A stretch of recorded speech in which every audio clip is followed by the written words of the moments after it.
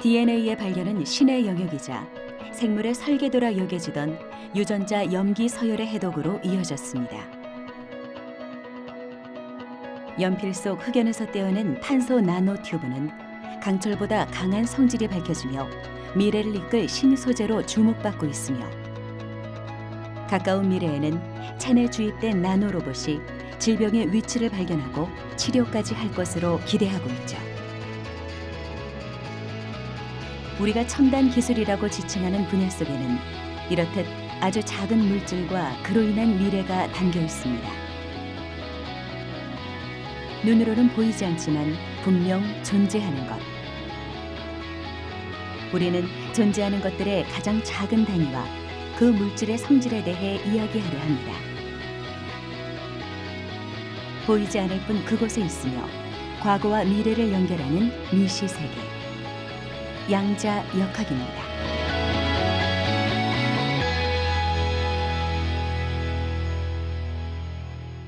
Exclusion principle. 1927년 10월 24일 벨기에 브뤼셀에서 제5차 솔베이 회의가 열렸습니다. 당대 물리학자들이 모여 화두가 되고 있는 주제에 대해 발표하고 토론하는 자리. 세계 각국에서 온 참석자들 중 무려 17명이 노벨상 수상자라는 사실은 지금까지도 회자되고 있는데요. 사건은 바로 이곳에서 벌어졌습니다. 아인슈타인과 보어의 논쟁이 시작된 것입니다. 1921년 노벨 물리학상 수상자와 1922년 수상자가 펼친 두뇌 싸움. 이 역사적 사건의 중심엔 양자역학이 있었습니다. 양자란 물질량의 최소 단위입니다. 여기서 말하는 물질은 원자와 같이 보이지 않는 미시 영역 속 물질을 의미합니다.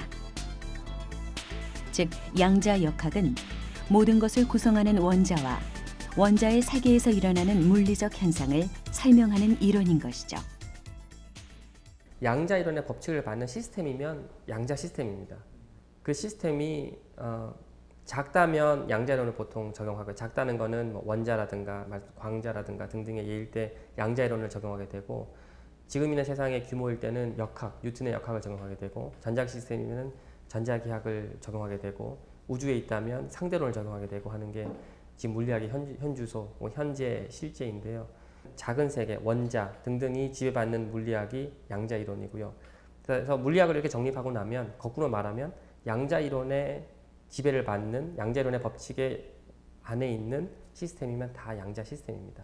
그 예들이 광자, 원자 등등이 있습니다. 작은 세계 속의 주인공은 바로 원자입니다. 원자는 원자 핵을 중심으로 전자가 일정 거리를 유지하며 위치해 있는 구조를 갖습니다. 마치 지구 주위를 달이 공전하는 것처럼 말이죠. 양자역학에서 주목하는 건 바로 전자의 정체가 무엇인지에 관한 것입니다. 만약 바람개비에 전자를 쏜다면 바람개비는 뱅글뱅글 돌아갈 겁니다.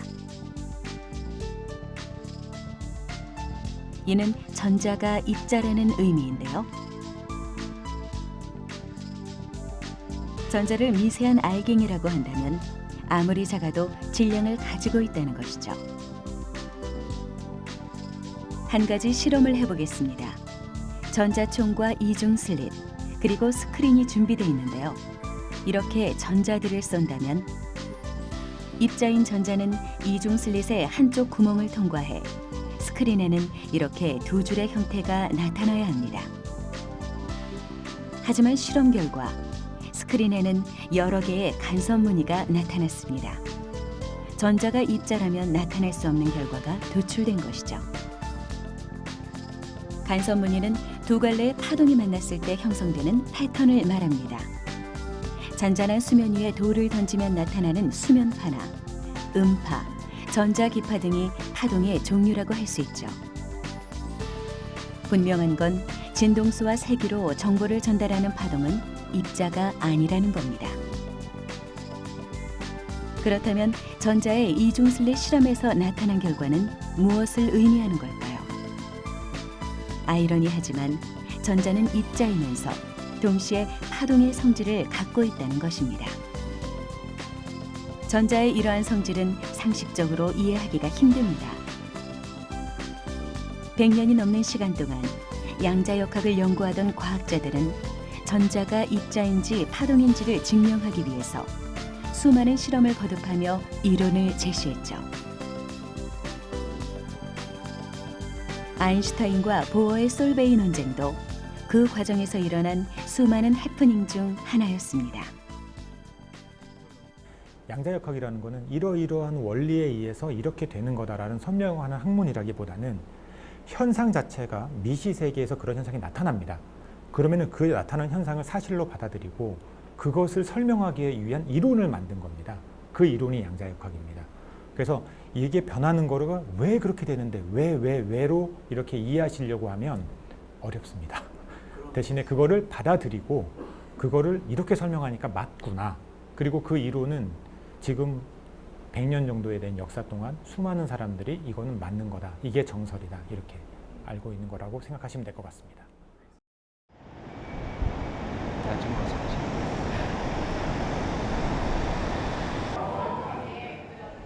만화가 조진호 씨를 만났습니다.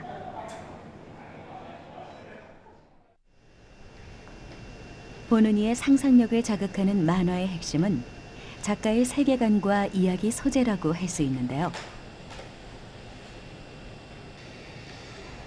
한 컷 한 컷 스토리를 이어나가는 그의 손길이 특별한 이유는 과학이라는 소재가 살아있듯 눈앞에 생생하게 펼쳐지기 때문입니다.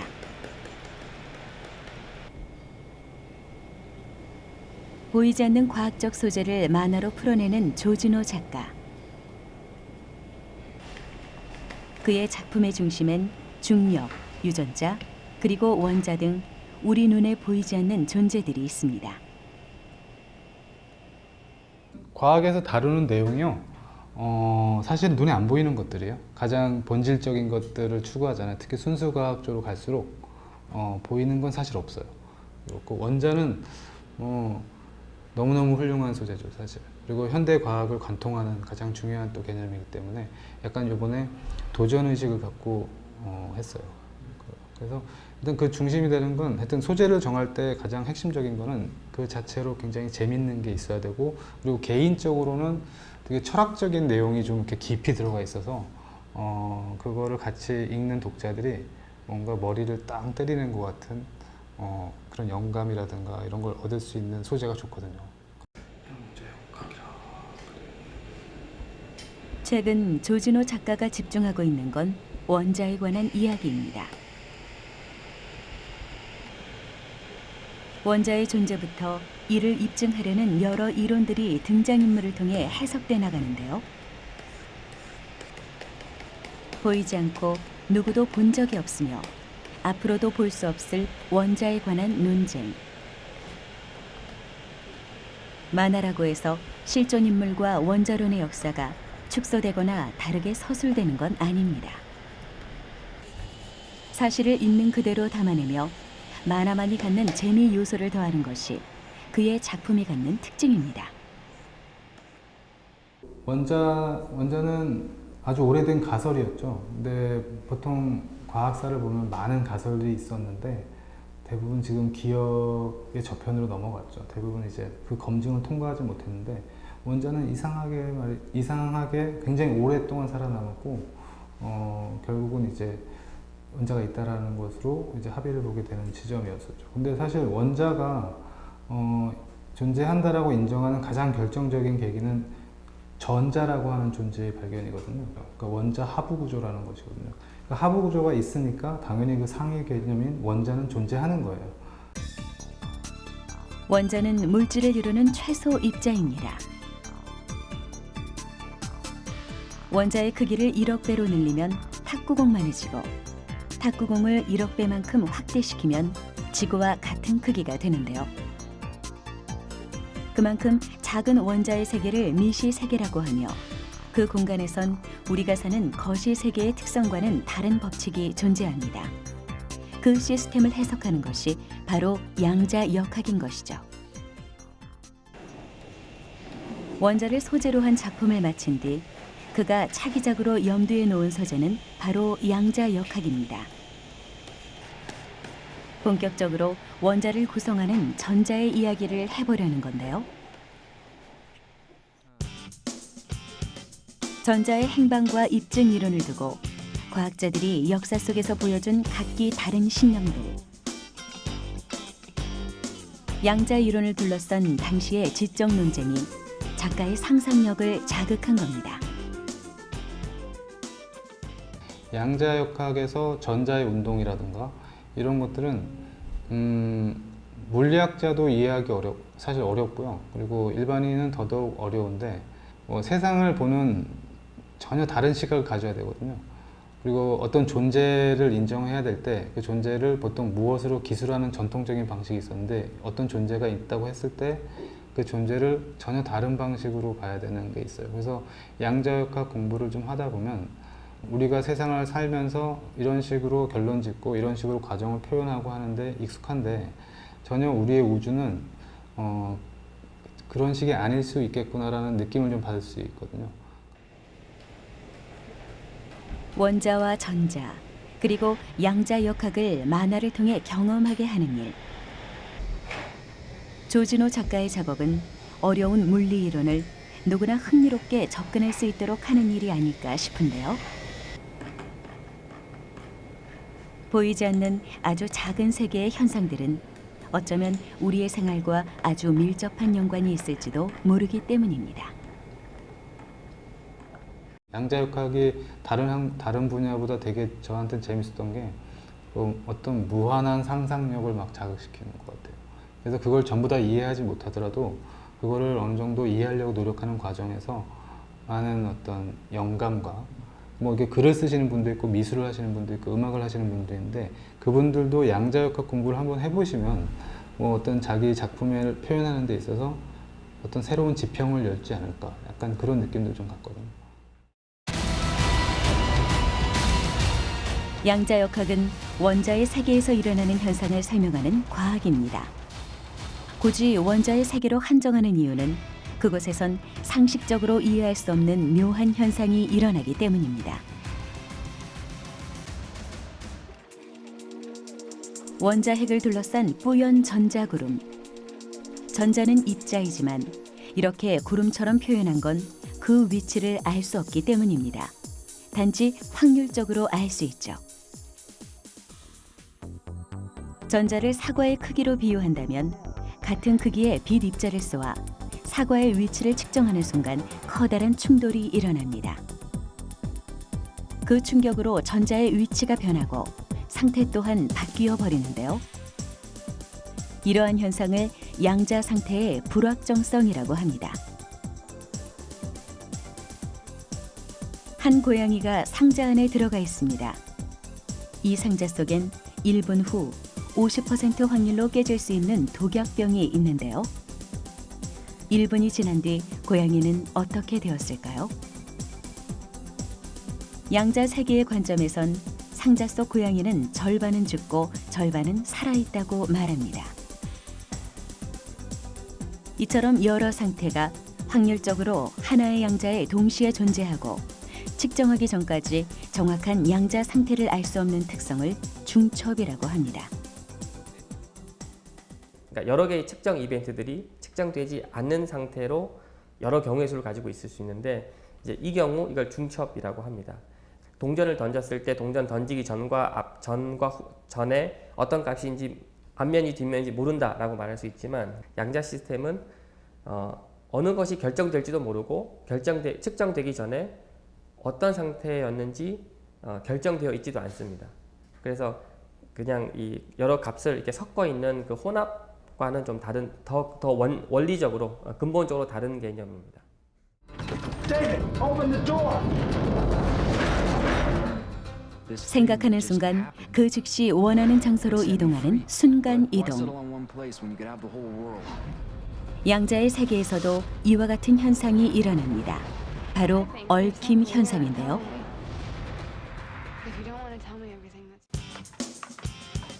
풍선 상자를 예로 들어보겠습니다. 상자 안에 파란 풍선과 노란 풍선을 각각 넣은 다음 보지 않은 채로 한 개의 상자를 우주선에 실어 달로 보냈습니다. 남아있는 풍선을 꺼내보니 노란 풍선이었죠. 노란 풍선이 확인되는 순간 우주에 있는 풍선은 확인하지 않아도 파란 풍선이 된 겁니다. 양자의 세계에선 얽힌 상태에 있는 두 입자 중 어느 한쪽의 변화는 즉시 다른 쪽의 변화로 연결됩니다. 얽힘이라고 하면 기존의 물질 세계에서는 나타나지 않는 양자 역학 세계에서의 고유한 성질이라고 할 수 있는데 두 개의 에너지 상태 혹은 물질 사이에 아주 강력한 상관관계라고 보시면 됩니다. 그 상관관계 때문에 양자 컴퓨터라든가 고급의 양자 정보 처리에 있어서 기존에 할 수 없는 신호 처리, 양자 정보 처리를 할 수 있는 기반이 되는 거고요.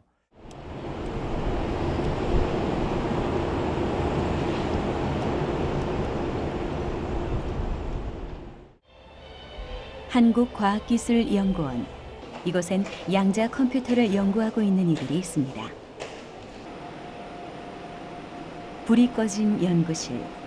양자 컴퓨터에 대한 여러 기술을 시험하고 연구하는 공간이라고 하는데 왠지 상상했던 모습과는 사뭇 다릅니다. 양자 컴퓨터 연구라는 건 엄밀히 말하면 큐비트의 구현에 관한 일입니다. 큐비트란 양자 컴퓨터의 정보를 처리하는 기본 단위로 양자를 의미하는 퀀텀과 비트를 합친 퀀텀 비트의 줄임말인데요. 양자 컴퓨터의 구동 방식을 이해하려면 큐비트에 대해 알아야 할 필요가 있습니다. 양자 컴퓨터가 기존의 디지털 컴퓨터랑 다른 점은 비트 대신에 양자 비트라고 하는, 흔히 큐빗이라고 하는 걸 사용한다는 겁니다. 큐빗은 이제 0하고 1 그리고 0과 1 사이에 흔히 중첩까지 허용하는 것을 큐빗이라고 한다고 하는데 이렇게만 이야기하면은 사실 이렇게 되게 받아들이기가 쉽지 않을 거예요. 그렇지만 그런 것은 양자역학적으로 그런 상태가 존재하고요. 그런 것이 존재한다는 것을 물리학자들이 이미 지난 100년 이상 전부터 연구를 해왔고 이제는 모든 물리학자들이 큐빗이라는 것이 존재한다라는 것을 받아들이고 있습니다. 디지털 컴퓨터의 구동 방법을 살펴보면 먼저 온과 오프 두 종류의 신호가 입력됩니다. 입력된 신호는 비트 단위인 1 또는 0의 이진수로 변환되죠. 양자 컴퓨터의 단위인 큐비트는 정확히 0 또는 1이라고 하지 않고 그 사이에 존재하는 확률을 나타냅니다. 큐비트가 1과 0의 상태를 동시에 갖는 건 양자의 중첩 현상이라고 할 수 있습니다. 큐비트 한 개는 동시에 두 가지 연산이 가능하고 큐비트 두 개는 4개의 계산을 동시에 할 수 있으며 큐비트의 개수를 n이라고 한다면 연산 속도는 2의 n승만큼 빨라집니다. 만약 몇백 큐비트로 이루어진 양자 컴퓨터가 있다면 우주에 존재하는 원자 수보다 많은 연산을 동시에 할 수 있게 되는 셈이죠. 처음 시작으로는 그 양자 정보의 기본 단위인 큐비트를 만드는 건데 그 큐비트라는 거는 이제 서로 구분이 가능한 두 개의 양자 상태 혹은 두 개 이상 양자 상태를 갖고 있는 그런 물리계를 찾아내는 겁니다. 그게 되고 나면은 이거를 하나를 갖고서 끝난 게 아니라 여러 개의 양자 상태들을 중첩 상태에 만들어줘야 됩니다. 그것이 이제 양자 컴퓨터의 기본이기 때문에 그래서 그 중첩 상태에 놓을 수 있는 양자 큐빗을 얼마나 많이 만들 수 있냐에 따라서 또 서로 얽힘 상태라는 부리는 특별한 양자 상태에 얼마나 더 효율적으로 놓고서 그들을 얼마나 잘 제어하고 측정하느냐 이거에 따라서 양자 컴퓨터의 성능이 바뀌고 용도가 바뀌게 되는 겁니다. 양자정보연구단에선 광자, 원자, 하이브리드 큐비트를 연구하고 있습니다. 현재 연구되고 있는 여러 큐비트 시스템의 장점을 합치고 단점을 보완한 기술인데요. 이를 통해 국내 최고의 양자 전문가들과의 협업이 이루어지고 있습니다. 연구진이 큐비트의 재료로 선택한 건 비입자인 광자와 다이아몬드에 고립된 원자입니다. 고립되어 있는 원자라는 게 이해하기 쉽지 않은데요.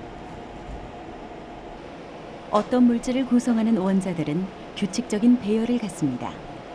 그중 일부가 빠지게 되면 그 사이에 불순물이 들어옵니다. 이러한 경우를 결함이 생겼다고 말하는데요. 이 결함 부분에는 남는 전자들이 있습니다. 즉, 결함 속 남는 전자들을 활용해 큐비트로 사용할 수 있다는 것이죠. 다이아몬드는 탄소 원자가 이렇게 있는 것들인데 거기에 중간에 탄소 원자가 없어지고 다른 그 결함들이 생기면서 그것들이 실제로는 이제 원자기도 하죠. 그런데 이게 뭐 이렇게 호모지니어스한 다른 그런 스페이스에 있는 이제 인공 원자 같은 역할을 하게 되고, 그래서 그 큐빗이 이제 에너지 레벨 같은 거를 가지게 되는데요. 그 에너지 레벨에 맞는 레이저 빛을 쏘아준다거나 또는 그 에너지 레벨에 맞는 마이크로웨이브를 쏘아준다거나 하는 형태로 해서 0과 0을 1로 바꾸거나 1을 0으로 바꾸는 그런 작용을 하게 됩니다. 국내뿐만 아니라 세계적으로 양자 컴퓨터 구현을 위한 노력이 이어지고 있는데요. 역시 핵심은 큐비트입니다. 상태가 두 개인 양자를 만들고 중첩과 얽힘을 자유롭게 제어할 수 있다면 큐비트의 후보가 될 수 있죠. IBM이 최근 공개한 양자 컴퓨터의 모습은 미용실에서 볼 수 있는 펌 기기와 비슷한데요. 이 컴퓨터는 극저온 상태에서 저항이 없어지는 초전도 회로 방식으로 정보를 처리합니다. 이외에도 이온이 가진 에너지 크기를 변화시켜 사용하는 이온 트랩 방식, 광자의 회전 성질인 평광을 활용하는 방식, 그리고 반도체와 다이아몬드의 고조를 활용하는 방식 등 큐비트를 만드는 방법은 다양합니다. 과연 어떤 기술이 최종적으로 선택될지 궁금한데요. 큐비트 후보가 무엇인지에 따라 양자 컴퓨터의 형태가 확정될 테니 말이죠. 사실은 어떻게 생긴 것이 양자 컴퓨터다라고 하는 것은 되게 다를 것 같아요. 그러니까 어떤 물리기를 선택하면은 뭐 레이저가 들어갈 수도 있고 거기에 뭐 마이크로웨이브가 들어갈 수도 있고요. 빛을 이용한다고 하면은 빛의 상태를 바꿔주는 그런 뭐 파이버도 들어가고 뭐 이런 형태가 될 것 같고, 이제 약간 그런 것들보다는 조금 더 기초 물리 연구실에 가까운 그런 실험실의 모습이 나오지 않을까 그렇게 생각합니다. 양자 컴퓨터를 향한 관심은 점점 뜨거워지고 있지만 상용화를 이야기하기엔 아직 이릅니다. 디지털 컴퓨터의 발전과 비교하면 지금은 진공관 컴퓨터가 개발된 시기나 다름없다고 말할 수 있는데요. 하지만 우리는 양자 컴퓨터의 시대를 상상해 볼 수 있습니다. 도로 위에선 교통체증이 사라지고 사람처럼 생각하고 판단하는 고차원의 인공지능은 가능성과 확률을 계산해 미래를 예측하며,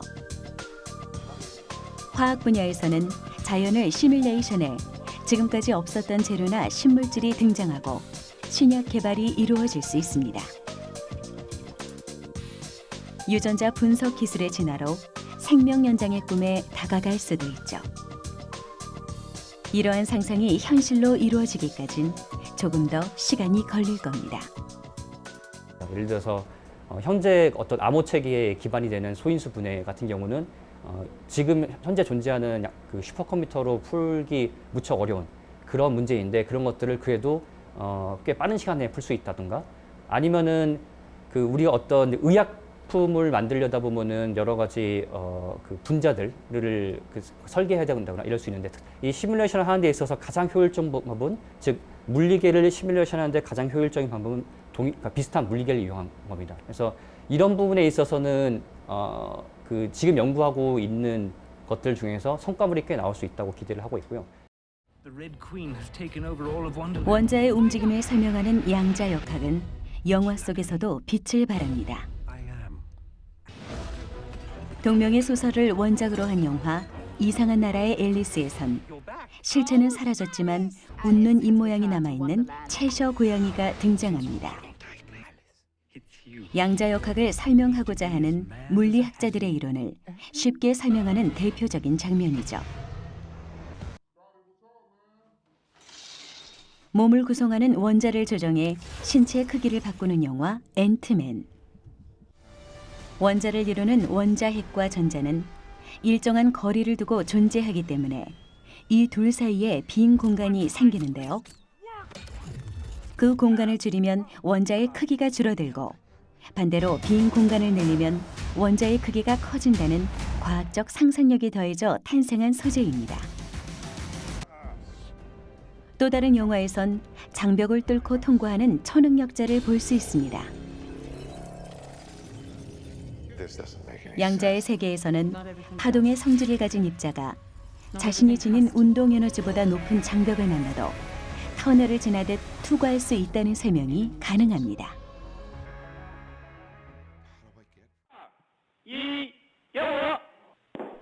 이제 다시 현실의 이야기로 돌아가 보겠습니다.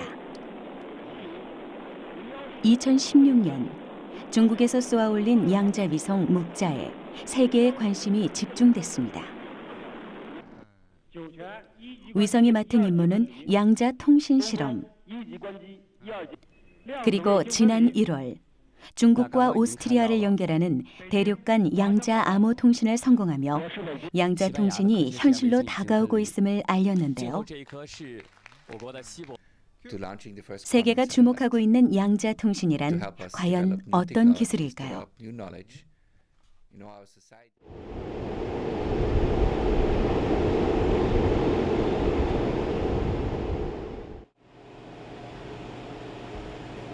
양자 통신의 기반 기술을 연구하는 것. 연구진들은 양자 통신에 필요한 양자 신호 기술을 개발하고 나아가 인공위성 추적 기술의 양자 통신을 접목시키는 것을 목표로 실험을 진행하고 있습니다.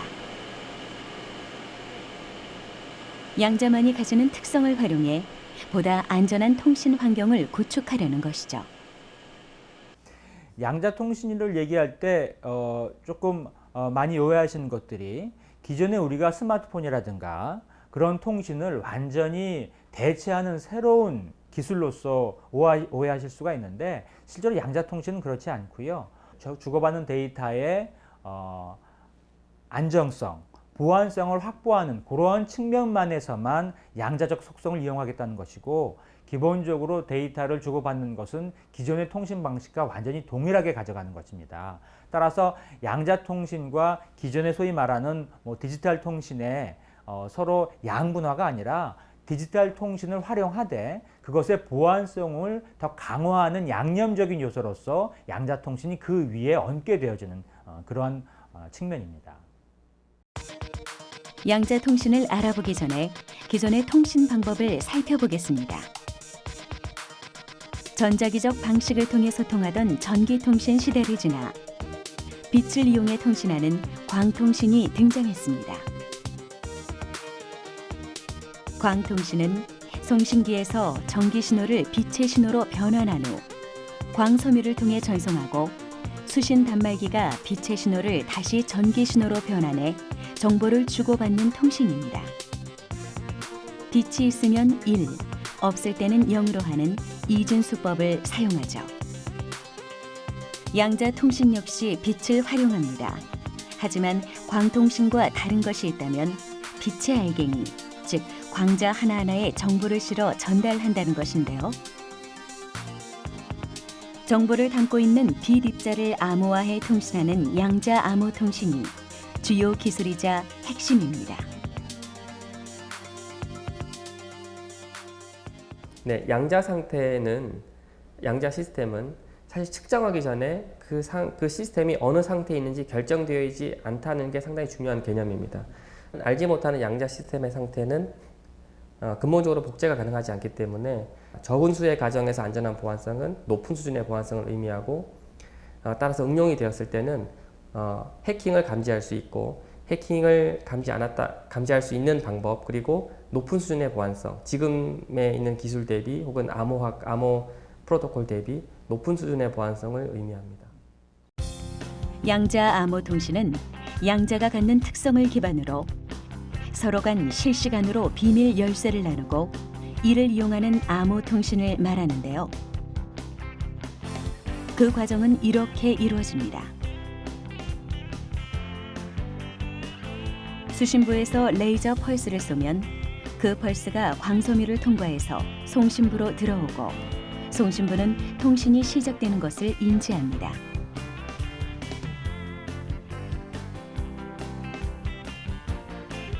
그리고 하나의 펄스 안에 하나의 광자만 존재하도록 만든 후 거울로 반사시켜 수신부로 보냅니다. 암호 통신을 위해 양자 암호키를 분배받는 것이죠. 이때 빛은 0과 1이 중첩되어 있는 상태이기 때문에 복호화, 즉 암호를 풀어가는 과정을 거쳐 통신합니다. 다시 말해 송신부와 수신부는 분배받는 암호키를 하나로 맞추기 위해 별도의 통신을 진행하는데요. 이때 B달갱이는 중첩된 상태이기 때문에 제3자는 전송 중인 B달갱이에서 정확한 정보를 취득하기 어려워집니다. 해킹이 어렵다는 것이죠. 이제 암호가 되려면 송신자와 수신자가 동일한 키라는 것을 나눠 갖게 되는데 그 키라는 것은 0과 1의 조합입니다. 맨 처음에 생성되는 정보는 중첩되어 있고 그 다음에 확정되지 않은 상태로 송신자가 수신자로 보내게 됩니다. 송신자, 수신자가 각각 이제 소위 말한 측정이라는 걸 하게 되면 0인지 1인지 공중에 떠 있는 동전이 바닥에 떨어져서 0 또는 1로 판정이 되게 되는데 맨 처음에는 송신자와 수신자가 서로 일치되지 않은 불확정된 정보를 나눠 갖게 되고요. 그 상황에서 송신자, 수신자가 별도의 통신 수단을 사용해서 도청자는 모르게 내가 받은 서로의 일치하지 않은 정보를 일치시키는 단계가 필요합니다. 중첩은 양자의 대표적인 특성입니다. 손으로 튕겨 동전을 돌리면 동전이 멈추기 전까지 앞면이 나올지 뒷면이 나올지 알 수 없는데요. 이러한 상태를 앞면이면서도 뒷면인 중첩된 상태라고 하죠. 0과 1이 중첩돼 있어 정확한 숫자가 결정되지 않는 상태라는 건 근본적으로 복제가 불가능하다는 겁니다. 해킹으로부터 안전하다는 것이죠. 뿐만 아니라 양자 암호 통신에서 B달갱이는 시간차를 두고 이동하는데요. 약속된 시간 내에 B달갱이가 도착하지 않는다면 정보가 해킹당했다고 판단해 통신을 멈춥니다. 제 시간 내에 도착했다면 정보가 안전하게 보존되고 있다는 걸 증명할 수 있는 아주 강력한 보안 체계를 가진 통신이죠. 기본적으로 양자통신이라는 것이 서로 암호화하는 데 사용되는 키를 주고받는 기술이기 때문에 그것을 이제 사용자가 이동할 수도 있고 그 다음에 멀리 떨어져 있을 수도 있을 때에는 유선보다는 무선이 상대적으로 편하기 때문에 무선을 통해서도 키 정보를 주고받거나 분배할 수는 있습니다. 양자 암호 통신은 무선 상태에서도 이루어집니다. 유선 양자 암호 통신이 광 케이블을 통해서 정보를 주고받는다면 무선 양자 암호 통신은 광 케이블이 아닌 공기 중에 약한 레이저 펄스를 쏘아 키 정보를 주고받는다는 점에서 차이가 있는데요. 유선의 단점인 장거리 통신 시 신호가 손실되는 현상을 보완할 수 있습니다. 지금 저희 전 세계적으로 연구하고 있는 무선 양자 통신이라는 것은 지금까지는 위성을 기반으로 한 통신이기 때문에 하늘로 쏜다고 하면은 라인 오브 사이트가 확보가 되지 않습니까? 그렇기 때문에 거리 제한을 극복할 수 있다고 말을 하는 것이고 유선 같은 경우는 1km당 일반적으로 로스가 있기 때문에 0.1dB 정도의 로스가 있다고 일반적으로 판단을 하고 있기 때문에 그 로스 때문에 50km, 일반적으로 50km 이상은 일반적으로 힘들다고 많이 보고 있고요. 그래서 그 거리 제한을 극복할 수 있다라고 보는 것이죠, 무선에서는. 무선 양자 암호 통신은 송신부에서 생성된 B달갱이의 각도를 틀어 배치하며 0과 1이 중첩해 있는 상태로 만든 후 수신부와 통신하는데요. 여기서 우리는 레이저를 기반으로 하는 무선 암호 통신의 특징에 주목할 필요가 있습니다. 레이저는 특성상 직진성이 아주 강해 보내는 곳과 받는 곳의 정확한 좌표가 필요합니다. 레이저의 초점이 잘 맞아야 신호 전달이 가능하기 때문인데요. 이는 기술적으로 어려움이 따르지만 그 특성이 꼭 필요한 분야가 있습니다. 바로 인공위성입니다. 인공위성은 상공을 누비며 통신의 중간 다리가 되어주기도 하고 날씨를 관측하거나 위치 정보를 파악해 정보가 필요한 지상 기지국으로 전달해줍니다. 그 거리가 먼 만큼 통신 분야의 상위층에 속한다고 볼 수 있죠. 여기에 정확한 위치를 지향해 정보를 보내는 무선 양자 암호 통신이 접목된다면 더 큰 시너지를 발휘할 수 있을 텐데요. 완벽한 양자 암호 통신을 위해 끊임없이 연구하는 이유, 바로 여기에 있는 겁니다. 위성이 커버할 수 있는 지역이 매우 넓기 때문에, 예를 들어서 특히 중국 같은 경우에는 매우 지역이 넓기 때문에 인공위성 한 대 혹은 복수의 인공위성을 통해서 중국 전 지역에 서로 떨어져 있는 정보기관이라든가 이런 곳에 문서를 안전하게 서로 주고받을 수 있다는 장점이 있고요. 그래서 인공위성을 통한 것은 무선 양자 암호를 무선 양자 암호의 활용 지역 범위를 크게 확대시킬 수 있는 그런 측면에서 의미가 있다고 생각합니다.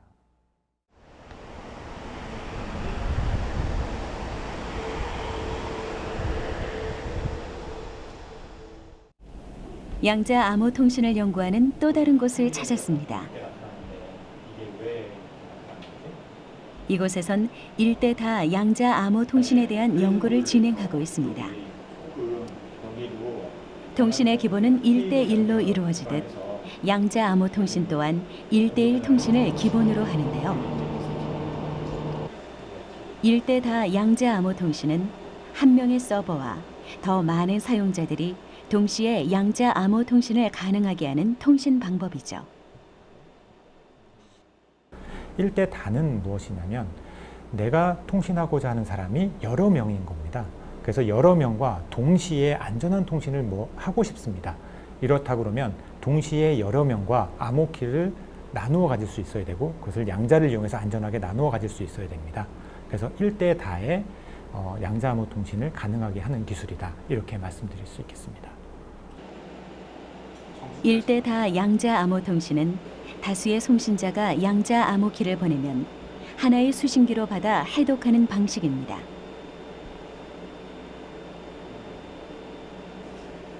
그 과정은 1대1 통신과 크게 다르지 않습니다. 수신부가 비신호를 생성해 송신부로 보내면 하나의 비날갱이가 돼 수신부로 돌아오고 송수신부의 신호 처리 작업을 거쳐 암호키가 생성되는 거죠. 중요한 건 하나의 수신부가 생성한 비신호를 여러 곳으로 분배하는 과정입니다. 한 명이 여러 명과 통신하기 위해 각각의 사람에게 신호를 구분해 주고받는 것을 멀티플렉싱 기술이라고 합니다. 수신부엔 각각의 곳으로 가는 길을 만들어주는 장치가 존재하는데요. 이 장치는 빛의 파장, 시간차, 그리고 편광 기법을 사용해 수신부에서 만든 빛신호를 서로 다른 곳에 있는 각각의 송신부에 전달합니다. 1대다 양자 암호 통신을 구현하는 핵심 기술이라 볼 수 있죠. 멀티플렉싱 기술로는 가장 대표적으로는 빛의 파장을 나누어서 그러니까 첫 번째 파장은 1번 사용자에게 가고 두 번째 파장은 2번 사용자가 가는 이렇게 파장을 이용해서 나누어줄 수가 있고요. 그리고 시간에 따라서 나눠줄 수도 있습니다. 그 다음에 또 하나의 방법은 우리는 빛의 편광이라는 게 있습니다. 편광이라는 건 빛의 전자기파의 진동 방향을 얘기하는 건데 수직 편광을 가지고 있는 사람, 수평 편광을 가지고 있는 빛 이렇게 빛을 나누어 볼 수 있는데 그 빛의 방향을 이용해서 나누어 줄 수 있습니다. 1대1 통신은 1대다 통신 시대를 불러왔고 다대다 통신을 가능하게 만들었습니다. 양자 암호 통신 역시 그 흐름을 따르고 있는데요. 상용화 앞에 놓인 경제성, 기술적 문제를 해결한다면 은행, 정보기관 등 일대 다 통신이 필요한 기관들의 보안성 확보로 우리의 소중한 정보를 보다 안전하게 지킬 수 있게 되겠죠. 응용 분야에 따라서는 다자간 통신이 필수적인 부분이 있습니다. 통신의 발전 역사를 볼 때 이런 원바이N의 다자간 통신, 그리고 N바이N의 다자간 통신 이렇게 발전해 왔지 않습니까? 마찬가지로 양자암호 통신도 그런 발전 추이를 따라서 정말 네트워크상에서 이용할 수 있게끔 발전이 돼야 된다고 생각을 하고 있습니다. 세상은 이제 모든 것이 연결된 초연결 시대를 향해 가고 있습니다. 하지만 이로 인한 부작용 또한 우려되고 있죠. 사물 인터넷을 통한 해킹 피해 사례가 늘고 있기 때문입니다. 컴퓨터의 계산 능력이 높아질수록 수학적 알고리즘을 통해 암호를 푸는 현재 암호 체계의 한계가 나타나고 있는 것인데요. 원천적으로 해킹이 불가능한 꿈에 보한 양자 암호 통신. 지금 당장 현재의 암호 체계를 대신할 순 없지만 양자 암호 통신이 필요한 이유는 다가오는 미래에 있습니다.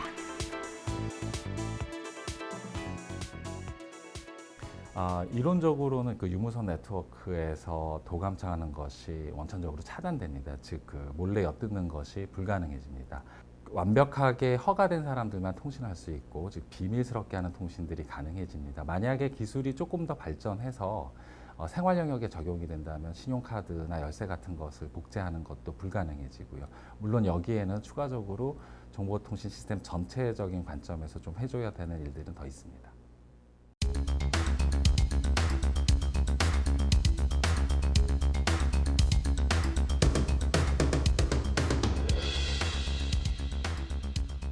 과거부터 지금까지 학자들의 지적 호기심을 자극하는 양자 역학. 중첩, 얽힘, 불확정성으로 대표되는 양자 역학은 현재 컴퓨터보다 기하급수적으로 빠른 양자 컴퓨터 시대를 꿈꾸게 했고, 더 안전한 암호 통신 방식으로 정보를 지킬 수 있는 길을 열어주었습니다. 양자 응용 기술은 이론 속에만 존재하는 것이 아닌 현실이 된 것이죠. 양자 역학 저희가 학생 때 양자 역학 교과서에서 보던 그런 양자 계들이 있습니다. 거기에 대해서 우리가 양자계가 어떻게 구동을 하는지, 어떻게 작동하는지, 어떤 에너지 상태에 있는지 이런 것들을 공부해 왔는데 그 교과서에 있는 것들을 실제로 저희가 테스트해 볼 수 있는 시대가 된 거죠. 양자 컴퓨터, 양자 암호 분야는 처음부터 응용을 목적으로 나타난 이제 연구 분야입니다. 응용을 목표로 하는 것이 이 분야의 어떤 숙명 혹은 목표입니다. 그래서 반드시 어느 순간에는 이 기초 분야에서 응용 분야 혹은 산업 기술 분야로 가는 게 필요한 거고. 양자 역학은 눈에 보이지 않는 미시 세계에서 일어나는 현상을 다룹니다. 그 세계에서 일어나는 일은 세상을 이루는 모든 곳에서 현실에 영향을 미치고 있는데요. 확정할 순 없지만 서로 얽혀 영향을 미치고 어떤 일이 일어나도 이상하지 않은 양자의 세계. 가장 작은 세상이 변화시킬 우리의 미래가 사뭇 기대됩니다.